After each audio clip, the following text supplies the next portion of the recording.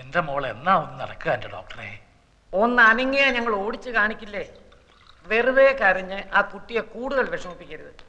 ചന്ദ്രയെ സന്തോഷിപ്പിക്കുന്ന ഒരു വാർത്ത എന്റെ കയ്യിലുണ്ട്. എന്താ അത്? ചന്ദ്രയുടെ ഒറിജിനൽ ആൽഫിയെ ലേഖ കണ്ടുപിടിച്ചു. ഇതാ. ഞാൻ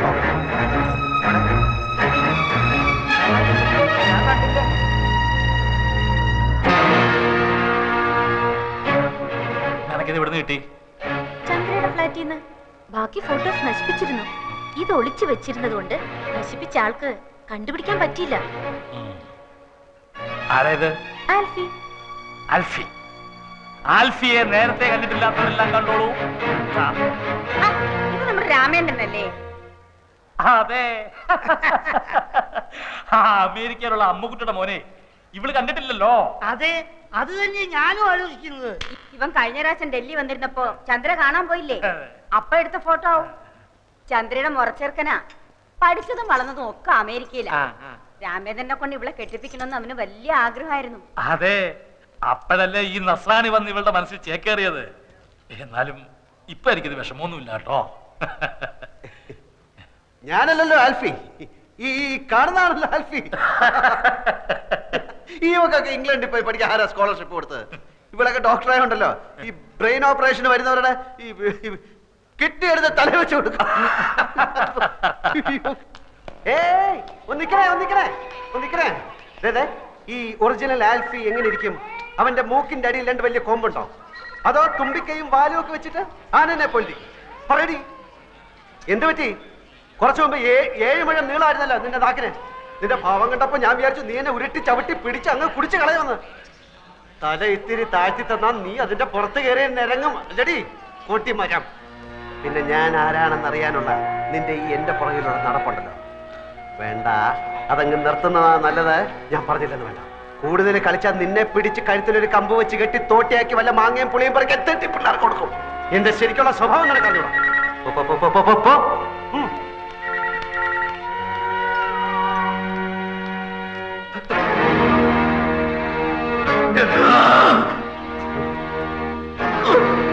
ഇതവിടെ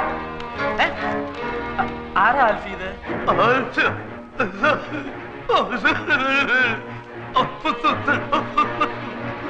എന്താ ഇയാള് പറയുന്നേ? ഒന്നും മനസ്സിലാവുന്നില്ലല്ലോ. ആൽഫി അറിയോ ഇയാളെ?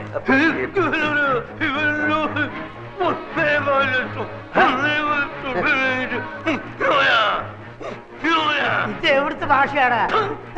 ഏതാ ഈ പൂർവ്വം? എന്റെ ഒരു ഫ്രണ്ടിന്റെ മാമയാണ് വീരാനിക്ക. 1.25 ലക്ഷം രൂപ എന്റെ ഇന്ന് വാങ്ങിച്ചിട്ട് തിരിച്ചു തരാൻ പറ്റാത്ത ക്ഷമ പറയാണ്. എനിക്കിപ്പോ വേണ്ട, എനിക്ക് ആവശ്യമില്ല. അങ്ങനെ പറ, എന്നോട് മനസ്സിലായ നായിന്റെ മോനെ ആവശ്യമില്ലാത്ത കാര്യത്തിന് എന്തിനാ ഇടപെടുന്ന അയാൾ ചോദിച്ചാ? അയാളുടെ വായിലിരിക്കണം എല്ലാം കേട്ടിട്ട് കാര്യമുണ്ടോ? വീരാനിക്ക പണമാകുമ്പോ വരുമ്പോ നമുക്കെന്ത്? എനിക്ക് ഒരു വിഷമല്ല. മോളുടെ നിക്കാഹ് കഴിഞ്ഞിട്ട് പണം പലിശയും ചേർത്ത് തരാന്നോ? അപ്പൊ മതി. വീരാനിക്ക പോയി കിടക്ക് പ്ലീസ്, പോയി കിടക്ക് വീരാനിക്ക, പോയി കിടക്ക്. തട്ടിപ്പോകുന്നതിന് മുമ്പ് ഈ നിക്കാഹ് ഞാൻ നടത്തും. നിക്കാഹ് നടത്തുന്നതിന് മുമ്പ് തട്ടിപ്പോകുന്നുള്ളതിന്റെ ആദ്യ പേടി. എന്താ എന്റെ ഫ്രണ്ടിന്റെ മാമയാണ് മകളുടെ കല്യാണം നടത്തുന്ന കാര്യം പറഞ്ഞോണ്ടിരിക്കുക. മോടെ കല്യാണം ഒക്കെ ഞങ്ങൾ നടത്തി തരാം. ആരോ അടിച്ച് കവിളിലെ എല്ല് പൊട്ടി ശരിയാകാൻ കുറച്ച് സമയം എടുക്കും. 100 കോടി പുണ്യം കിട്ടുമെന്ന് പറയായിരുന്നു.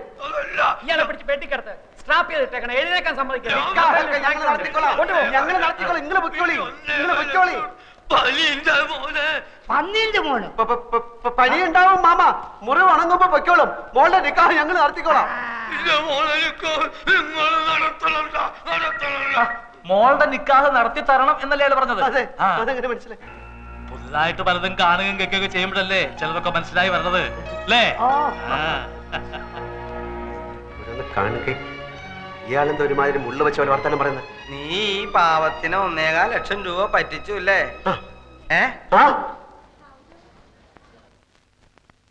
നാട്ടിൽ നിന്ന് എഴുത്തു വന്നു. കാര്യങ്ങളൊക്കെ ആകെ അവതാളത്തിലാണ്. ആ വർഗീസിനെ സോപ്പിട്ടാലേ കാര്യങ്ങൾ നടക്കുമെന്ന് ഞാൻ പറഞ്ഞില്ലേ?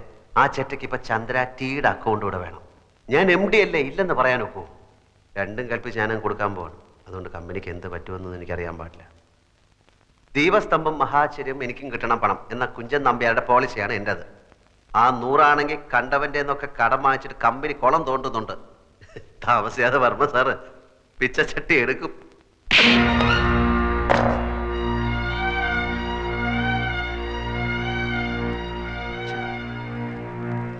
ചന്ദ്ര കൈയടക്കി, ചന്ദ്ര കൈയടക്കി, ചന്ദ്രയുടെ കൈയടക്കി, ചന്ദ്രയുടെ കൈയടക്കി, ഡോക്ടർ മേനോൻ, ചന്ദ്ര കൈയടക്കി, ചന്ദ്ര കൈയടക്കി, ചന്ദ്ര, ചന്ദ്രയുടെ കൈയടക്കി, ഡോക്ടർ മേനോൻ അവിടെ, ഡോക്ടർ, ചന്ദ്ര കൈയടക്കി, ചന്ദ്രയുടെ കൈ അനങ്ങി.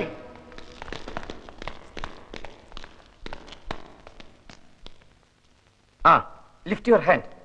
ചന്ദ്രിക കൈയൊന്ന് ഉയർത്താൻ ശ്രമിക്കൂ, പ്ലീസ് പ്ലീസ്. ഏത് കൈയാ ഉയർത്തിയത്?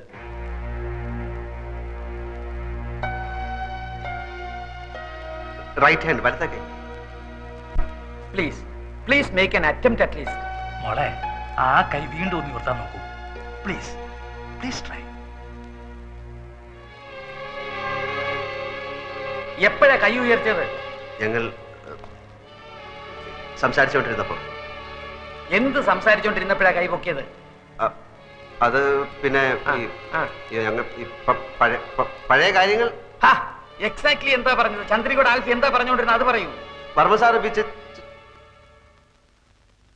വർമ്മ സാറ് പറയൂ. വർമ്മ സാറിന് എന്നെ എന്ത് ഇഷ്ടമാണ്, പിന്നെ ഞാൻ അദ്ദേഹത്തിന്റെ മകനെ പോലാണ്, എന്റെ അച്ഛൻ പോലും സ്നേഹിച്ചിട്ടില്ല, അങ്ങനെ എന്നൊക്കെ പറഞ്ഞു. എന്ന് പറഞ്ഞപ്പോഴാണ് കൈ എന്ന് പൊക്കിയത്? പറഞ്ഞപ്പോഴല്ല. പിന്നെ ഞാൻ എത്ര ഭാഗ്യവാനാണ് നിന്നെ പോലൊരു പെണ്ണ് കിട്ടാൻ എന്ന് പറഞ്ഞപ്പോ കൈപൊക്കി. എന്നിട്ട് കൈപൊക്കിയിട്ട് എന്റെ കവളത്ത് തൊട്ടു.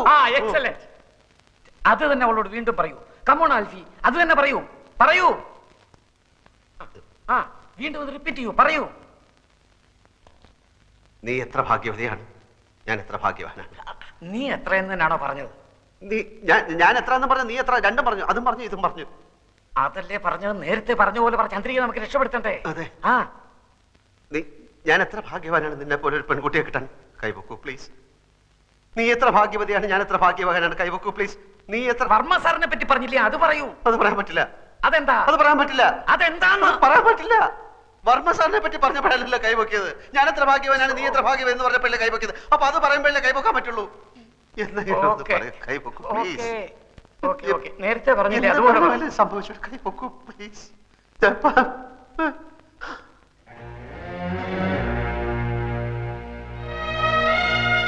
സോറി, ഏതോ ഒരു ഇമോഷണൽ മൂഡിലായിരിക്കും കൈ ഉയർത്തി. ആ ഇമോഷനിലേക്ക് തിരിച്ചു വരുന്നില്ല. ഇനിയിപ്പോ കാത്തിരിക്കുക നിവൃത്തിയുള്ളൂ.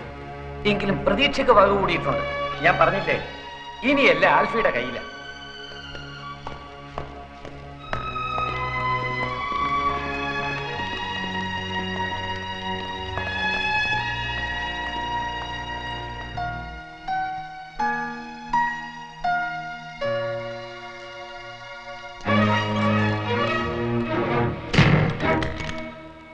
ഞാൻ ചന്ദ്രാറ്റിയുടെ അക്കൗണ്ട് മാറ്റി കൊടുക്കും. ഞാൻ 100 അക്കൗണ്ട് നിന്റെ ഓഫീസ് കുളം തോണ്ടിപ്പിക്കും. ഞാൻ പിന്നെ പിന്നെ പിന്നെ അവിടെ കിടക്കുന്ന സാധനവും മേശയും കസേരയും ഒക്കെ എടുത്ത് വിൽക്കും. ഞാൻ നിന്റെ തന്നെ കൊണ്ട് പിച്ച ചട്ടി എടുപ്പിക്കും. അടിക്കാൻ എടി, ഞാൻ ആൽഫി കൂൽഫി വന്നത് ഞാൻ അപ്പുകൊണ്ട. നിനക്കറിയാം, ഞാൻ നിന്റെ ആൾക്കാരെ ഒക്കെ പറ്റിച്ച്, ഞാൻ ആ ഏണി പെണ്ണിനെ പറ്റിച്ച് നിന്റെ സ്വത്ത് മുഴുവൻ ഞാൻ അടിച്ചെടുത്തോണ്ടു. എന്നെ അടിക്കടി. ഞാൻ നിന്റെ തന്നെ തേണ്ടി കുത്തുവാള എടുത്ത് വഴി നിൽക്കുമ്പോൾ ഞാൻ കണ്ട ഭാവം കാണിക്കില്ല. അടിക്കടി. നിനക്ക് ചുണ ഉണ്ടെങ്കിൽ അടിക്കടി. നിനക്ക് ധൈര്യം ഉണ്ട് എന്റെ കണ്ണക്കുറി അടിക്കടി. അടിക്കാൻ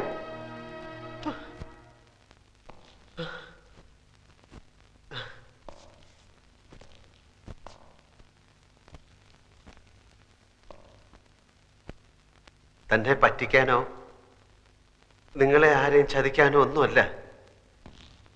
എന്റെ ഗതികേട് കൊണ്ടാണ് ഞാൻ ഈ നാടകം കളിക്കുന്നത്. എനിക്കാരെയും ദ്രോഹിക്കണ്ട. എനിക്കാരുടെ പണവും പദവിയും വേണ്ട. തനിക്കെല്ലാം അറിയാമല്ലോ. ഞാനെല്ലാം തന്നോട് ഒന്ന് പറഞ്ഞിട്ടില്ലേ? തന്റെ കയ്യോ കാലോ ഒന്ന് അനങ്ങിക്കിട്ടിയാൽ തന്നെ രക്ഷപ്പെടുത്താനാവുമെന്ന് ഡോക്ടർ പറഞ്ഞുകൊണ്ടാ ഞാൻ. എന്റെ കാര്യങ്ങളൊക്കെ കുഴഞ്ഞാലും കുഴപ്പമില്ല. താൻ എണീറ്റ് നടക്കുന്ന കാണാൻ എനിക്ക് ആഗ്രഹമുണ്ട്. പിന്നെ അടിച്ച വഴി പോയില്ലെങ്കിൽ പോയ വഴി അടിക്കുക എന്നൊക്കെ പറയാറില്ലേ? അതാ ഞാനിപ്പോ ചെയ്യുന്നത്. ഇത്തിരി കടന്ന കയ്യാന്ന് എനിക്കറിയാം. വേറെ വഴിയില്ലാത്തതുകൊണ്ട്.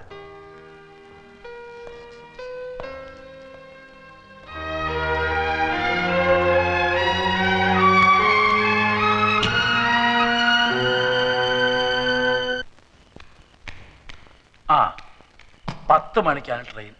അത് നാളെ 3 മണിക്ക് ബോംബെയിലെത്തും. വെളുപ്പിനെ 5 മണിക്കാണ് ലണ്ടനിലേക്കുള്ള ഫ്ലൈറ്റ്. മനസ്സുണ്ടായിട്ടല്ല, നിന്റെ ഏറ്റവും വലിയൊരു ആഗ്രഹത്തിന് എതിര് നിൽക്കണ്ടല്ലോ എന്ന് വിചാരിച്ചിട്ടാ. ഈ പണവും പ്രതാപവും മാത്രം ഉണ്ടായിട്ട് വലിയ കാര്യമൊന്നുമില്ല. വയസ്സുകാലത്ത് കുട്ടികൾ കൂടെ ഉണ്ടാവണം. അതാ ഏറ്റവും വലിയ കാര്യം. 3 കൊല്ലത്തെ കാര്യല്ലേ ഉള്ളൂ. അത് കഴിഞ്ഞാ ഞാൻ ഇങ്ങോട്ട് തന്നെയല്ലേ വരിക. അത് ഞങ്ങളോടല്ല പറയേണ്ടത്. ദേ വിങ്ങി പൊട്ടി ഒരുത്തും പുറത്ത് നിപ്പുണ്ട്. അവനെ ഒന്ന് സമാധാനിപ്പിച്ചിട്ട് പോ.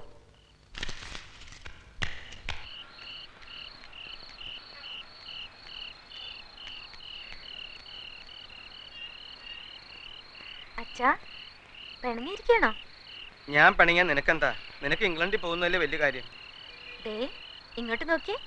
പപ്പ എന്നെ പഠിക്കാൻ അയച്ചപ്പോ അച്ഛന് പറഞ്ഞുകൂടായിരുന്നോ?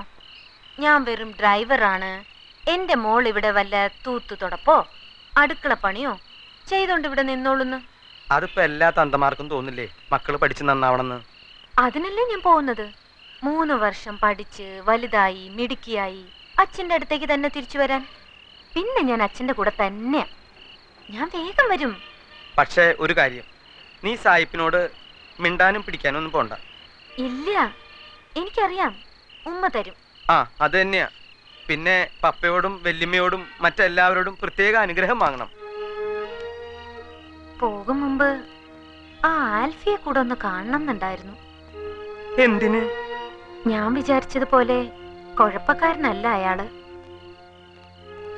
എവിടെയോ ഒരു നല്ല മനസ്സുള്ള ആളാണെന്ന് തോന്നുന്നു. അതൊന്നും എനിക്ക് അറിഞ്ഞൂടാ. ഞാനിപ്പോ ചെകുത്താന്റെയും കടലിന്റെ ഇടയിലാ കിടക്കണേ. ഏതായാലും നാളെ നീ അങ്ങോട്ട് പറക്കല്ലേ. അവിടെ എന്നെ പോലുള്ള ഒരാൾക്ക് എന്തെങ്കിലും പണി കിട്ടുമെന്ന് നീ ഒന്ന് തിരക്കി വെച്ചോ. ഇവിടത്തെ പണി എത്ര നാളുണ്ടാവും എനിക്കറിയില്ല. ആ പിന്നെ ഞാൻ കാലത്ത് പോകും മുമ്പ് അയാളെ കാണാൻ പറ്റുമെന്ന് തോന്നുന്നില്ല. അച്ഛൻ ഈ എഴുത്തൊന്ന് അയാളെ കൊടുത്തേക്കോ? എന്താ സമ്മതം കിട്ടിയോ? കിട്ടി. അതെ, ഏതായാലും നന്നായി. ഇല്ലെങ്കിൽ നീ പോയാൽ ഇയാളിനെപ്പോഴായി കൊന്നേനെ. കോണ്ടസാ റിപ്പയർ അല്ലേ? അവക്ക് രാവിലെ പോകാൻ ടാക്സി അറേഞ്ച് ചെയ്യണം. ഇപ്പൊ തന്നെ എന്റെ ആവി പോയാനെ.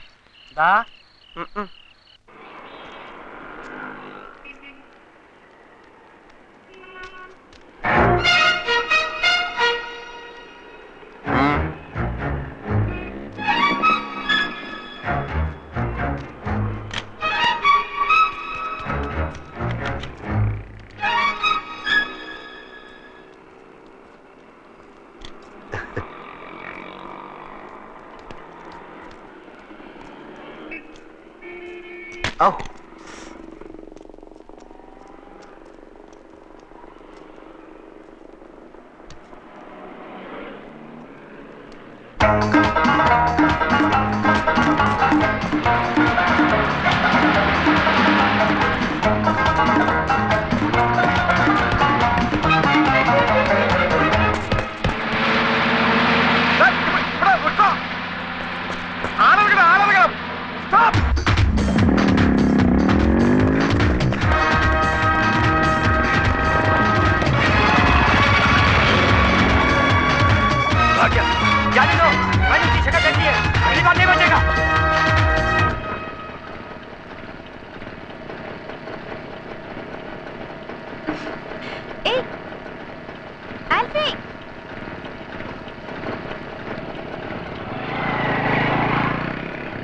भैया उस मोटरसाइकिल के पीछे जाओ प्लीज. जाओ. रेलवे स्टेशन नहीं जाना? नहीं, उससे कुछ जरूरी बात करनी है. चलो चलो.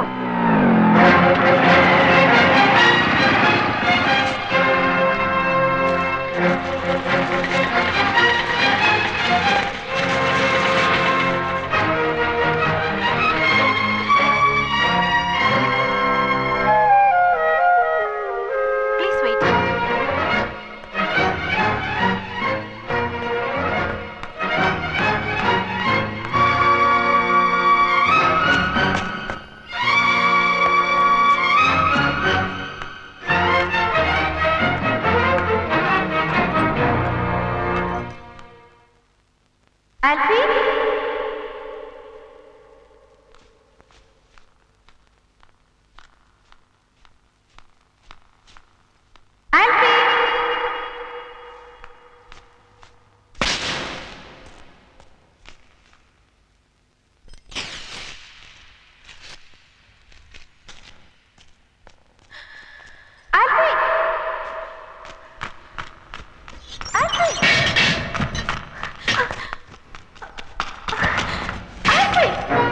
മാങ്ങാത്തൊലി, ഞാൻ ആരാണ്, എവിടാണ് താമസം, എന്താ പണി, ഇതെല്ലാം കണ്ടുപിടിക്കാനല്ലേ നീ കൂടെ നടക്കുന്നത്? ഞാൻ പറയുന്നത് കേൾക്കൂ പ്ലീസ്. എനിക്കൊരു പുള്ളി കേൾക്കണം. പൊടി.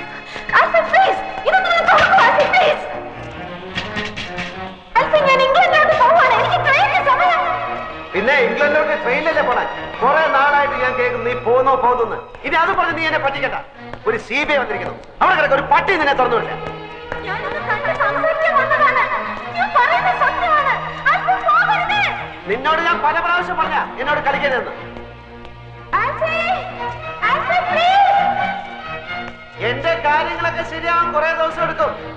അത് കഴിഞ്ഞിട്ട് നീ പുറത്തിറങ്ങിയാൽ മതി. അതുവരെ തിന്നാനും കുടിക്കാനും ഉള്ളതൊക്കെ ഞാൻ ഇവിടെ എത്തിക്കാം. 100 കള്ളം പറഞ്ഞാൽ ഞാൻ ജീവിക്കുന്നത്. അതിനിടെ നീ എവിടാന്നൊരു കള്ളം കൂടെ ഞാൻ പറഞ്ഞോളാം. Alfred please. ഹലോ, നിങ്ങളുടെ മോളില്ലേ, എന്താ ജീവിയുടെ പേര്? ലേഹ. അവള് പോയി. എങ്ങോട്ട്? അവള് ഇംഗ്ലണ്ടിൽ പോയി. കാലത്തെ ട്രെയിനിൽ ബോംബെക്ക്. വെളുപ്പിന് അവിടെ നിന്ന് ഫ്ലൈറ്റ് ഉണ്ട്. മറ്റന്നാ അവിടെ എത്തിച്ചേരണമെന്ന ലാസ്റ്റ് ഡേറ്റാ. നിനക്ക് സമാധാനായില്ലേ? ഇനി അവളെ കൊണ്ടൊരു ശല്യം നിനക്കുണ്ടാവില്ല. ആ പിന്നെ അവള് നിന്നെ അന്വേഷിച്ചു. പോകുന്നതിന് മുമ്പ് നിന്നെ കണ്ടെന്തോ പറയണമെന്ന് പറഞ്ഞു. സാധിക്കാത്തതുകൊണ്ട് ദാ ഈ കത്ത് തന്നു. അപ്പുക്കുട്ടൻ എന്ന ആൽഫിക്ക് ഏതോ ചില ചുറ്റുപാടുകളിൽ ആൽഫിയായി പോയതാണ്. ചില നിവൃത്തികേടുകൾ കൊണ്ട് ആൽഫിയായി തുടരുകയാണ്. അത്രയും എനിക്ക് മനസ്സിലായി. ചന്ദ്രയോട് സംസാരിച്ചത് ഞാൻ കേട്ടു. പിന്നെ അപ്പു ഒരിക്കലും ചന്ദ്രയെയോ ചന്ദ്രയുടെ കുടുംബത്തെയോ ഉപദ്രവിക്കില്ലെന്നും അപ്പുവിന് വലിയൊരു മനസ്സുണ്ടെന്നും കൂടി ഞാൻ കണ്ടു, അറിഞ്ഞു. എന്നെ കൊണ്ടുണ്ടായ ഉപദ്രവങ്ങൾക്ക് മാപ്പ്. എല്ലാം കഴിഞ്ഞ് എവിടേക്കെങ്കിലും പോകുമ്പോൾ ആരോടെങ്കിലും എവിടെ ഉണ്ടാവും എന്നൊന്ന് പറഞ്ഞിട്ട് പോണം. ഞാൻ മടങ്ങി വരുമ്പോൾ എനിക്കൊന്ന് വന്ന് കാണാനാ. വെറുതെ. ഒരിക്കൽ കൂടി മാപ്പ്.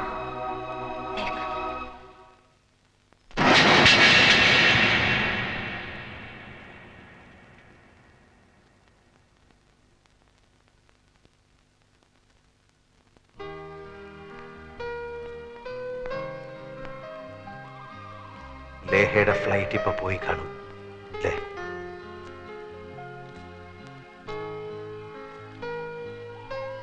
അറിയാം, വലിയൊരു മോഹവും അതോടൊപ്പം പോയി. ഞാനൊരു ഒന്നാന്തരം കള്ളനാണ്. അന്തസ്സും ആഭിജാത്യമുള്ള ഒരു കുടുംബത്തിലാണ് പിറന്നത്. പിന്നെ ഇങ്ങനായി പോയി. ജീവിക്കാൻ വേണ്ടി ചെറിയൊരു കള്ളം പറഞ്ഞാൽ തുടങ്ങിയത്.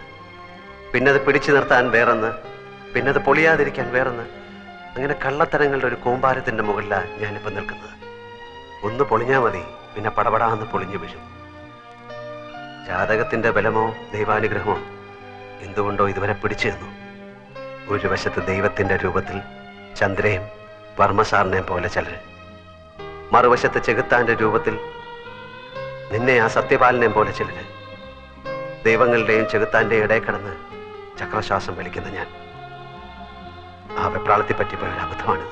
പലരോടും പല കൊച്ചു കൊച്ചു ദ്രോഹങ്ങൾ ഞാൻ ചെയ്തിട്ടുണ്ട്.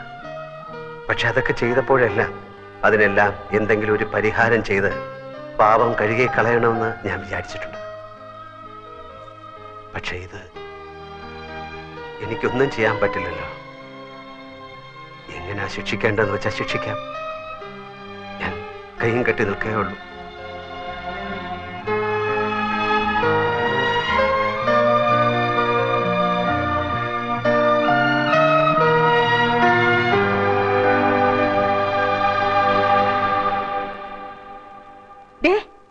ഇത് കണ്ടോ? രാജ്യം വിട്ടുപോയ പെണ്ണ് ദാ വന്നിരിക്കുന്നു. എന്തു പറ്റി കുട്ടി? ഞാൻ പോകുന്നില്ല. എനിക്ക് പോവാൻ തോന്നുന്നില്ല. ചന്ദ്ര ഇങ്ങനെ കിടക്കുമ്പോ ഞാനും ഇവിടെ വേണമെന്ന് എനിക്ക് തോന്നി. എനിക്കറിയാം, അവക്ക് അങ്ങനെ തോന്നും. അവളും പപ്പയുടെ മോളല്ലേ. Good decision. 1 വർഷം പഠിപ്പ് പോകുമെന്നേ ഉള്ളൂ. വേണമെന്ന് തോന്നി ഇനി അപ്ലൈ ചെയ്യാം. പക്ഷേ ഉടനെ യൂണിവേഴ്സിറ്റി പോയി എഴുതി കൊടുക്കണം. വെറുതെ സ്കോളർഷിപ്പ് എന്തിനാ കളയുന്നത്?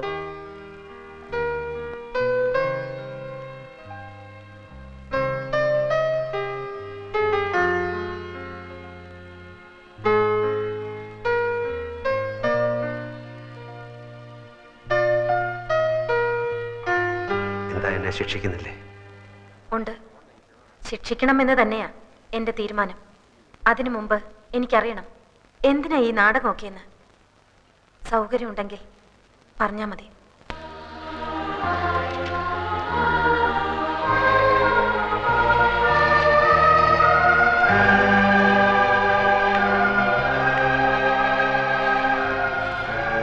പുറത്ത് പോലീസ് നിൽക്കുന്നുണ്ട്.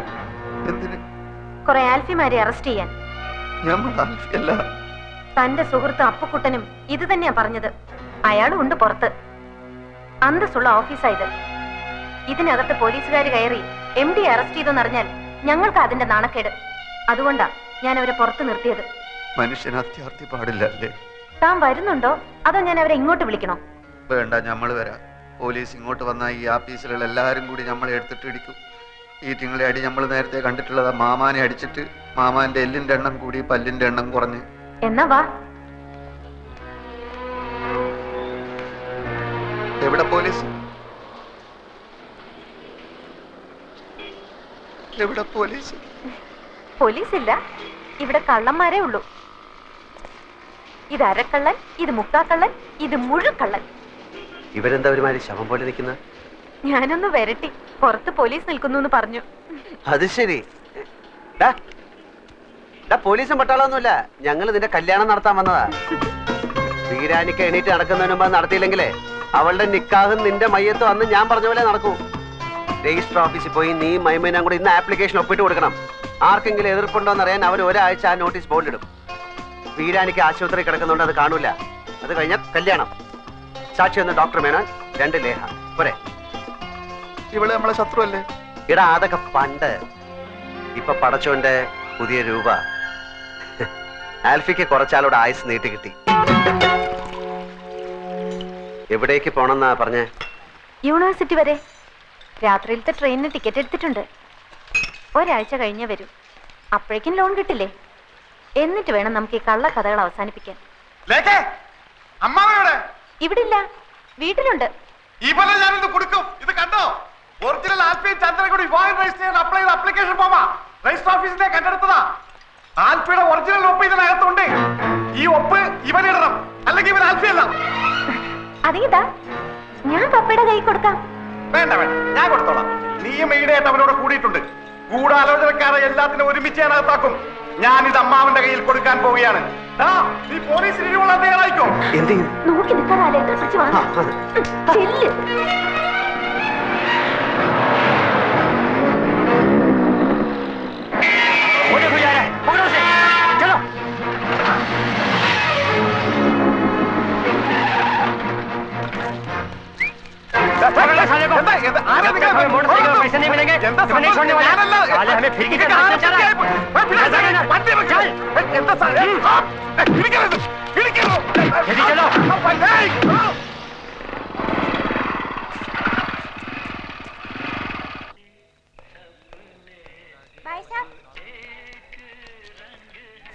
ചിട്ടി.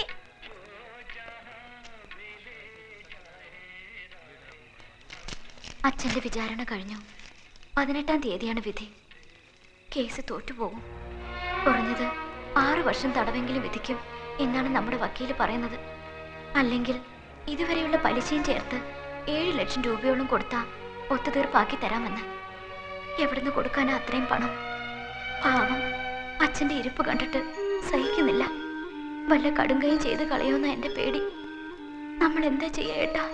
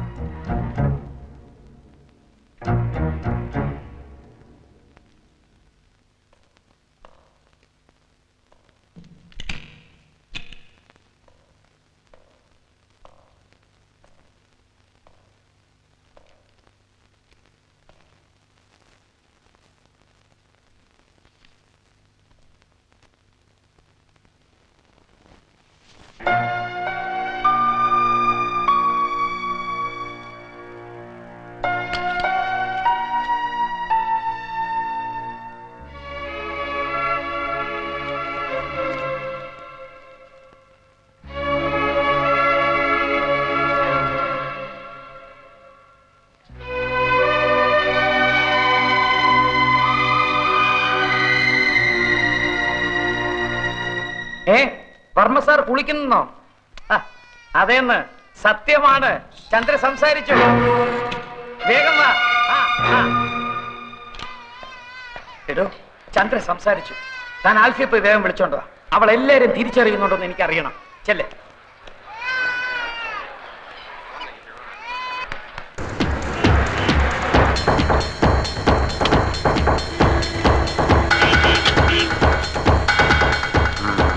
ആൽഫി ഇവിടെ അവിടെ ഉണ്ട്.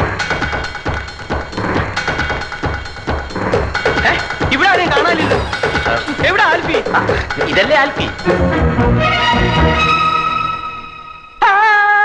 അയ്യോ, പറഞ്ഞതുപോലെ ഇയാൾ തന്നെയാണല്ലോ ആൽഫി. വെളിച്ചത്ത് കയറി വന്നപ്പോ എനിക്ക് പെട്ടെന്ന് കണ്ടുപിടിച്ചില്ല. ഞങ്ങൾക്ക് കുറച്ച് ഫാമിലി മാറ്റേഴ്സ് സംസാരിക്കാൻ. അല്ല ഇയാൾ പുറത്തു പോകും. താനേതാ? നമ്മൾ ഇവിടുത്തെ ആൽഫി. അപ്പൊ അവിടെ അപ്പുകുട്ടൻ ആൽഫി. ഇവിടെ ഒരു ആൽഫി, അവിടെ ഒരു ആൽഫി, അപ്പുകുട്ടൻ ആൽഫി, എല്ലാം കൂടെ എത്ര എണ്ണണ്ടടാ? ഏതാടാ നീ? 100. 100 പേരോ? അതെ, 100 പേര്. ബാക്കി 98 എവിടെയാടാ? നീയൊക്കെ കൂടെ എന്തൊക്കെ തെമ്മാടിത്തരാ കാട്ടി വെച്ചിരിക്കണേ? എല്ലാം പുറത്താവാൻ പോവാ. ചന്ദ്ര സംസാരിച്ചു.